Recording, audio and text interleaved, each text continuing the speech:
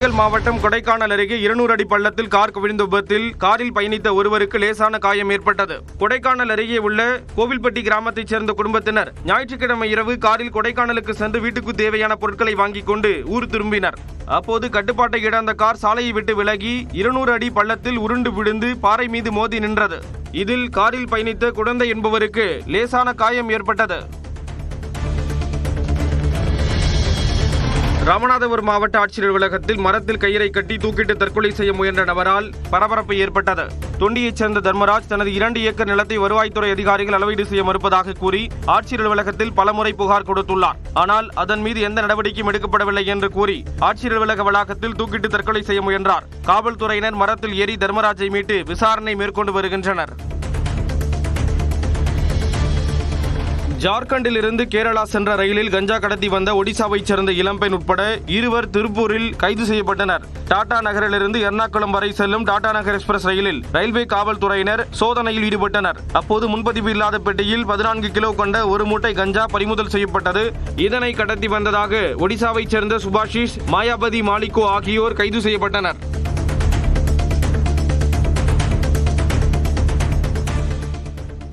திருவாரூர் அருகே தாய்ப்பால் கொடுத்தபோது மூச்சு திணறல் ஏற்பட்டு 7 நாள் பச்சிளங்குழந்தை உயிரிழந்த சம்பவம் சோகத்தை ஏற்படுத்தியுள்ளது. கொல்லுமாங்குடியைச் சேர்ந்த பாத்திமா மேரி மருத்துவமனையில் குழந்தை பெற்றெடுத்து வீடு திரும்பியுள்ளார். பின்னர் குழந்தைக்கு தாய்ப்பால் கொடுத்த நிலையில் மூச்சு திணறல் ஏற்பட்டு மயங்கியுள்ளது. இது தெரியாத பாத்திமா மேரி குழந்தை உறங்கிவிட்டதாக கருதியுள்ளார். சிறிது நேரத்தில் குழந்தையின் உடல் குளிர்ச்சியாக இருந்ததால் மருத்துவமனைக்கு அழைத்துச் சென்றபோது குழந்தை உயிரிழந்தது தெரியவந்தது. திருபுவனம் கோவில் காவலாளி அஜித்குமார் மீது புகார் அளித்த பேராசிரியர் நிகிதா விடுப்பு முடிந்து மீண்டும் கல்லூரிக்கு திரும்பியுள்ளார். காவலர்கள் தாக்குதலில் கோவில் காவலாளி அஜித்குமார் உயிரிழந்த நிலையில் அவர் மீது புகார் கூறியது நிகிதா என்பது தெரியவந்துள்ளது. இந்த விவகாரத்தில் மாவட்ட நீதிபதியின் விசாரணை நடைபெறும் நிலையில் கடந்த ஜூன் 17ஆம் தேதி முதல் விடுப்பில் இருந்த நிகிதா திங்கட்கிழமை மீண்டும் பணிக்கு திரும்பினார். திண்டுக்கல் அரசு கல்லூரியில் பணி முடிந்து பிரதான வாயில் வழியாக செல்லாமல் கல்லூரியின் பின்புறம் உள்ள குறுக்கு பாதை வழியாக காரில் சென்றார். கோவை மாவட்டம் மேட்டுப்பாளையத்தில் எடப்பாடி பழனிசாமி பங்கேற்ற விவசாயிகள் கூட்டத்தின் போது 3 பேரிடம் இருந்து 2 லட்சம் ரூபாய் பணம் திருடப்பட்டுள்ளது. மக்களை காப்போம், தமிழகத்தை மீட்போம் என்ற பயணத்தின் தொடக்க நிகழ்ச்சியில் பங்கேற்க மேட்டுப்பாளையம் வந்த எடப்பாடி பழனிசாமி வனபத்திரகாளியம்மன் கோவிலில் சாமி தரிசனம் செய்தார். இதைத் தொடர்ந்து தனியார் திருமண மண்டபத்தில் விவசாயிகள், நெசவாளர்கள், செங்கல் சூளை உற்பத்தியாளர்களுடன் கலந்துரையாடல் கூட்டம் நடந்தது. இந்த கூட்டத்திற்கு வெளியே காத்திருந்த தங்கராஜ் என்பவரிடம் 1 லட்சம் ரூபாய், ஆனந்த் என்பவரிடம் 1 லட்சம் ரூபாய், அபு என்பவரிடம் 2500 ரூபாய் பணம் திருடப்பட்டுள்ளது. திருவள்ளூரில் பட்டரைப்பெரும்புதூர் அருகே 10 பேர் பயணித்த ஆட்டோ விபத்தில் சிக்கியது. நாராயணபுரம் கூட்டுரோட்டில் இருந்து திருவள்ளூர் நோக்கி சென்ற ஆட்டோவில் ஓட்டுநருடன் 10 பேர் பயணித்த நிலையில் கொசமன்பாளையம் அருகே கட்டுப்பாட்டை இழந்து சாலையோரம் கவிழ்ந்து விபத்துக்குள்ளானது. கல்லூரி மாணவி உட்பட 7 பேர் காயமடைந்த நிலையில் அவர்கள் திருவள்ளூர் மருத்துவக் கல்லூரி மருத்துவமனைக்கு அனுப்பி வைக்கப்பட்டனர். நாமக்கல் மாவட்டம் ராசிபுரம் அருகே வேகத்தடை மற்றும் தெருவிளக்கு அமைத்து தரக்கோரி 100க்கும் மேற்பட்டோர் சாலையின் குறுக்கே மரக்கிளைகளை வைத்து மறியலில் ஈடுபட்டனர். நாமக்கல்லில் இருந்து திருச்செங்கோடு செல்லும் நெடுஞ்சாலையில் வாகனங்கள் அதிவேகமாக செல்வதால் அடிக்கடி விபத்துகள் நடப்பதாகவும் இது பனங்காடு பகுதி வசிக்கும் மக்களுக்கு பெரும் அச்சுறுத்தலாக இருப்பதாகவும் கூறப்படுகிறது. இதையடுத்து அந்த பகுதியில் வேகத்தடை அமைக்க மக்கள் ஓராண்டாக கோரிக்கை வைத்து வருகின்றனர். இந்நிலையில் ஞாயிற்றுக்கிழமை இரவு கார் மோதி 2 சக்கர வாகனத்தில் சென்றவர் பலத்த காயமடைந்தார். இதையடுத்து வேகத்தடை கோரி மக்கள் போராட்டத்தில் ஈடுபட்டனர். நாகையில் இருந்து வெளிநாட்டிற்கு கடத்த பதுக்கி வைக்கப்பட்டிருந்த 4 லட்சம் ரூபாய் மதிப்பிலான 130 கிலோ கடல் அட்டைகள் பறிமுதல் செய்யப்பட்டன. ரகசிய தகவலின் அடிப்படையில் கீச்சாங்குப்பம் சால்ட் ரோடு பகுதியில் உள்ள கல்லறை அருகே காட்டுப்பகுதியில் கடலோர காவல் குழும காவலர்கள் சோதனையில் ஈடுபட்டனர். அப்போது அவர்களை கண்டதும் இருவர் தப்பி ஓடிய நிலையில் பதப்படுத்தப்பட்டு வைத்திருந்த 130 கிலோ கடல் அட்டைகள் மட்டும் பறிமுதல் செய்யப்பட்டன. இவை மாவட்ட வனத்துறையினரிடம் ஒப்படைக்கப்பட்ட நிலையில் தப்பியோடிய நபர்களை அவர்கள் தேடுகின்றனர். சேலத்தில் உள்ள கோட்டை மாரியம்மன் கோவிலில் புதிய தேர் வெள்ளோட்டம் விமர்சையாக நடைபெற்றது. கடந்த ஆண்டு சட்டசபை கூட்டத்தொடரில் அறிவிக்கப்பட்டபடி கோட்டை மாரியம்மன் கோவிலுக்கு 40 அடி உயரம், 16 அடி அகலம், 100 டன் எடையில் புதிய தேர் வடிவமைக்கப்பட்டது. அந்த தேரின் வெள்ளோட்டத்தை அமைச்சர் ராஜேந்திரன் கொடியசைத்து தொடங்கி வைத்தார். திரளான பக்தர்கள் பங்கேற்று பக்தி கோஷம் முழங்க வடம் பிடித்து இழுத்துச் சென்றனர். அப்போது பக்தர்களுக்கு இஸ்லாமியர்கள் தண்ணீர் பாட்டில்களை வழங்கியது மத நல்லிணக்கத்திற்கு எடுத்துக்காட்டாக இருந்தது. சென்னை வியாசர்பாடியில் மின்சார பேருந்து பேட்டரியை பழுது பார்த்தபோது மீட்டர் வெடித்து 2 காயமடைந்தனர். மின்சார பேருந்துகளுக்கு பயன்படுத்தும் பேட்டரிகளில் தொழில்நுட்ப கோளாறு ஏற்பட்டதால் தனியார் நிறுவன பணியாளர்கள் பரத் குணா, ஷியாம் ஆகியோர் அதனை சீர் செய்யும் பணியில் ஈடுபட்டனர். அப்போது பேட்டரியில் இருந்த மீட்டர் வெடித்ததில் இருவருக்கும் கைகளில் பலத்த காயம் ஏற்பட்டது. இதையடுத்து அவர்கள் ஸ்டான்லி அரசு மருத்துவமனையில் அனுமதிக்கப்பட்டனர்.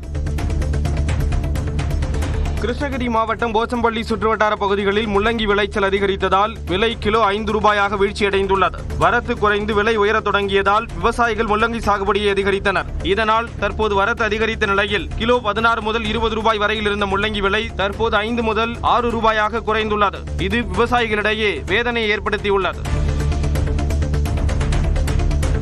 ஓடும் ரயிலில் திருப்பூர் முருகம்பாளையம் பகுதியைச் சேர்ந்த இளம்பெண்ணிடம் அத்துமீறலில் ஈடுபட்ட டிக்கெட் பரிசோதகர் மீது வழக்கு பதிவு செய்யப்பட்டுள்ளது. 34 வயதான இளம்பெண் ஒருவர் கடந்த 3ஆம் தேதி வெஸ்ட் கோஸ்ட் ரயிலில் மொரப்பூரில் இருந்து திருப்பூருக்கு பயணிக்க முன்பதிவு செய்யப்படாத டிக்கெட் எடுத்த நிலையில் அவசரமாக ஏசி பெட்டியில் ஏறியுள்ளார். அப்போது அங்கிருந்த டிக்கெட் பரிசோதகர் பாரதி அந்த பெண்ணுடன் வாக்குவாதத்தில் ஈடுபட்டதுடன் அநாகரிகமாக நடந்து கொண்டதாக கூறப்படுகிறது.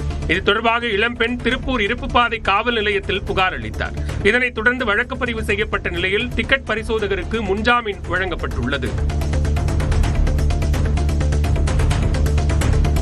செங்கல்பட்டு மாவட்டம் மதுராந்தகம் அருகே நெடுஞ்சாலையில் டயர் வெடித்து கார் தலைக்குப்புற கவிழ்ந்த விபத்திற்குள்ளானதால் பரபரப்பு ஏற்பட்டது.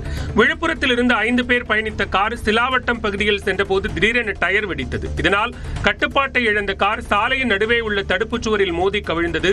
நல்வாய்ப்பாக காரில் இருந்த 5 பேரும் காயங்களோடு உயிர் தப்பினர். சென்னை மதுரவாயலில் உபயோகப்படுத்தப்படாமல் உள்ள தொழிற்சாலையில் தீ விபத்து ஏற்பட்டதால் பரபரப்பு ஏற்பட்டது.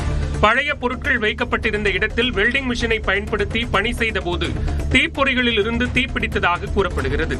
தகவல் கொடுத்து அரை மணி நேரமாகியும் தீயணைப்பு வாகனங்கள் சம்பவ இடத்திற்கு வராததால் காவலர்கள் அருகில் இருந்த குழாயிலிருந்து பிளாஸ்டிக் குழாய்களை பொருத்தி தண்ணீரை அடித்து தீயை கட்டுப்படுத்த முயன்றனர். திருப்பூர் மாவட்டம் அம்மாபாளையத்தில் பிரிண்டிங் பட்டறை தொழிலாளி தலையில் கல்லை போட்டு கொலை செய்யப்பட்டது பரபரப்பை ஏற்படுத்தியுள்ளது.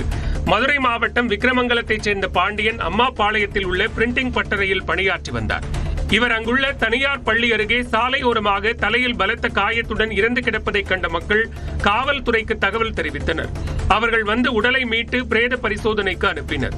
பாண்டியன் மதுபோதையில் இருந்தபோது கொலை செய்யப்பட்டது தெரிய வந்த நிலையில் யார் கொலை செய்தது, காரணம் என்ன என்பது குறித்து விசாரணை நடைபெறுகிறது. சிவகங்கை மாவட்டம் மானாமதுரை அருகே மேலநெட்டூர் கிராமத்திற்கு அரசு பேருந்து சேவை தொடங்கப்பட்டதால் கிராம மக்கள் உற்சாகம் அடைந்தனர். சில மாதங்களுக்கு முன்பு மதுரை இளையான்குடி வழித்தடத்தில் புதிதாக பேருந்து இயக்கப்பட்ட நிலையில் மேலநெட்டூர் கிராமத்தை இணைக்காததால் கிராம மக்கள் அவதியடைந்தனர். இதுகுறித்து கோரிக்கை விடுத்த நிலையில் போக்குவரத்து துறை சார்பில் நடவடிக்கை மேற்கொள்ளப்பட்டது. இதனையடுத்து கிராமத்திற்குள் வந்த அரசு பேருந்துக்கு பொதுமக்கள் சார்பில் உற்சாக வரவேற்பு அளிக்கப்பட்டது. திருப்பூரில் 58 வயது மதிக்கத்தக்க முதியவர் ரயில் முன் பாய்ந்து தற்கொலை செய்தது குறித்து காவல்துறையினர் விசாரணை நடத்தி வருகின்றனர். ஊத்துக்குளி சாலை அருகே ரயில்வே தண்டவாளத்தில் முதியவர் இறந்து கிடப்பதாக ரயில்வே காவல்துறைக்கு தகவல் கிடைத்தது. இதனையடுத்து அங்கு சென்ற காவல்துறையினர் மேற்கொண்ட விசாரணையில் அவர் தற்கொலை செய்தது தெரியவந்தது. தொடர்ந்து அவர் யார், எதற்காக தற்கொலை செய்து கொண்டார் என்பது தொடர்பாக விசாரணை நடைபெற்று வருகிறது. சேலம் ஏற்காடு அருகே சின்னமதூர் அரசு நடுநிலைப் பள்ளியில் நிரந்தர ஆசிரியர் இல்லாததால் பள்ளியை பெற்றோர் முற்றுகையிட்டு போராட்டத்தில் ஈடுபட்டனர். இந்த பள்ளியில் 6, 7, 8ஆம் வகுப்புகளுக்கு ஆங்கில பாடம் எடுக்கும் ஆசிரியர் ஹரிஹரன் கடந்த சில நாட்களாக பள்ளிக்கு வராத நிலையில் ஆங்கில பாடம் எடுக்கப்படாமல் இருப்பதாக கூறப்படுகிறது. இதனை கண்டித்து பெற்றோர் போராட்டத்தில் ஈடுபட்டதால் தற்போதைக்கு தற்காலிக ஆசிரியரை நியமிப்பதாக பள்ளி தலைமை ஆசிரியர் கூறியதை ஏற்க மறுத்து குழந்தைகளை பெற்றோர் வீட்டுக்கு அழைத்துச் சென்றனர். செங்கல்பட்டு மாவட்டம் சிங்கப்பெருமாள் கோவில் அருகே கொண்டமங்கலம் ஏரியில் முற்றிலும் மரண பள்ளங்கள் ஏற்பட்டுள்ளதாக குற்றச்சாட்டு எழுந்துள்ளது. பொதுப்பணித்துறை கட்டுப்பாட்டில் உள்ள இந்த ஏரியில் தினசரி 100 லாரிகளில் மணல் எடுக்க அனுமதி அளிக்கப்பட்டுள்ள நிலையில் சுமார் 1000 லாரிகள் மூலம் மணல் எடுக்கப்படுவதாக கூறப்படுகிறது. இதனால் 15 அடி ஆழத்திற்கு ஏரியில் மரண பள்ளங்கள் ஏற்பட்டுள்ளதால் உயிரிழப்புகள் ஏற்படலாம் என அச்சம் தெரிவித்துள்ள பகுதி மக்கள் மாவட்ட நிர்வாகம் நடவடிக்கை எடுக்க வேண்டும் என்று வலியுறுத்தியுள்ளனர்.